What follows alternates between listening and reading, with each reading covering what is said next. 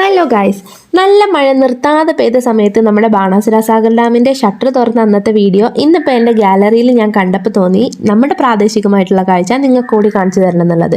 ദേണ്ടേ ആ കാണുന്ന ആളുകളെ കണ്ടോ? അവരെന്തിനാ വെള്ളത്തിൽ നിൽക്കുന്നതെന്നറിയോ? ഡാമിൽ നിന്ന് ചാടി വരുന്ന മീനുകളെ പിടിക്കാൻ വേണ്ടിയിട്ടാണ്.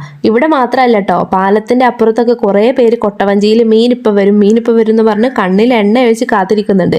പക്ഷേ അവിടെയുള്ള ആ ചേട്ടന്മാർക്കൊന്നും ഒരൊറ്റ മീനിനെ പോലും വിട്ടുകൊടുക്കാതെ മത്സരിച്ച് മീൻ പിടിക്കാണ് ഇവിടെയുള്ള ഈ ചേട്ടന്മാര്.